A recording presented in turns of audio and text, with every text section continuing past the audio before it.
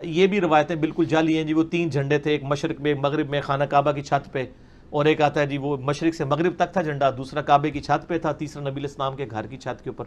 किसी दुनिया की हदीस की किताब में और दुनिया की सीरत और नबी की किताब, आप सीरत इब्ने इसहाक उठा लें, इब्ने शाम उठा लें, कहीं पे मौजूद नहीं है। ये पता नहीं कहाँ बैठ के बनाते रहे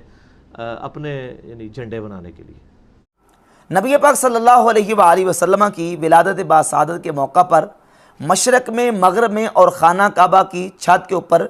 झंडा लगाने वाली रिवायत के ऊपर मिर्ज़ा ने यह कहा है कि ये रिवायत सीरत की किसी किताब में मौजूद नहीं है, किसी सीरत की किताब में और हदीस की किताब में ये रिवायत मौजूद नहीं है। जबकि इस रिवायत को बड़े बड़े जो मुहद्दिसीन और अहले सीयर हैं उन्होंने इसको सीरत की किताबों में ज़िक्र किया है।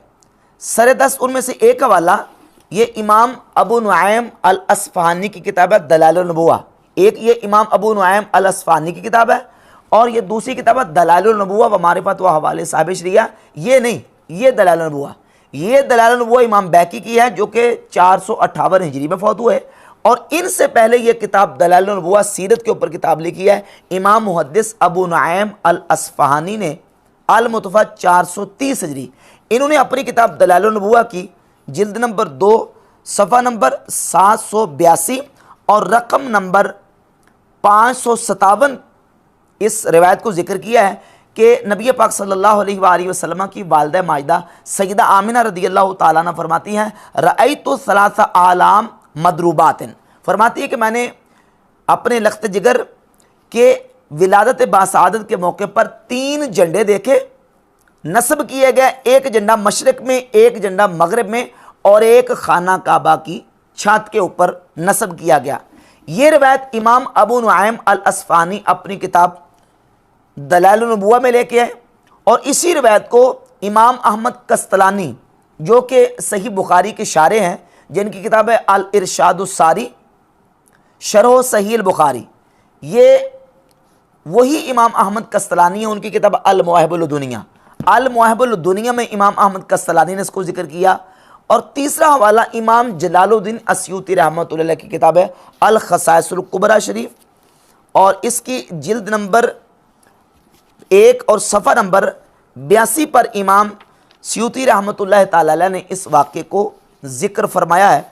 और साथ इसके ये भी बात याद रहे कि इमाम जलालुद्दीन अस्यूती रहमतुल्लाह अलैह की किताब अल खसाइसुल कुबरा, इसके सफ़ा नंबर 4 पर इमाम स्यूती रहमतुल्लाह अलैह ने इस किताब में अपना मनहज और उसलूब बयान किया है कि मैंने इस किताब में किसरा की रिवायात को जिक्र किया है और मैंने इस किताब को जमा करते वक्त उसलूब क्या इख्तियार किया। वो सफ़ा नंबर 4 पर लिखते हैं औरतु फ़ीही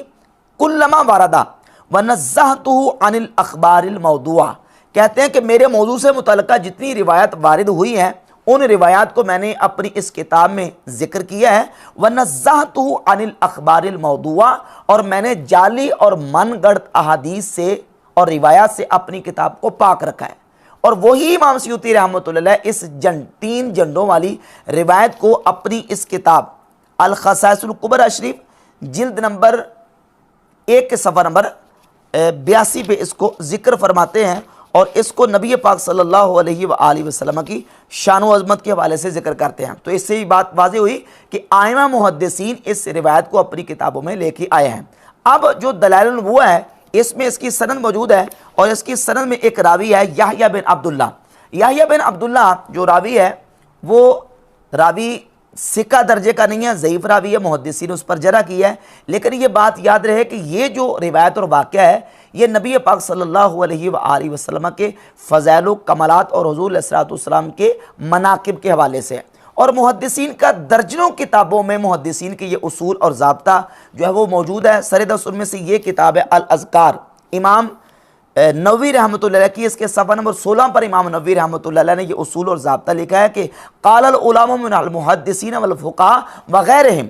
मुहद्दिसीन फ़ुक़हा और दीगर उलमा ये कहते हैं यजूज़ु व युस्तहब्बुल अमलु फ़िल फ़दाइल व तरग़ीब बिल हदीस दईफ़, कि अगर हदीस जो है वो ज़ईफ़ भी फ़दाइल अमाल में, फ़ज़ाइल में, तरग़ीब व तरहीब में आ जाती है तो उस पर अमल करना जायज़ और मुस्तहब है। व अम्मल अहकामु कल हलाल वल हराम वल बै व निकाह व तलाक़ फ़ला युअमलु इल्ला बिल हदीस सहीह बिल हसन,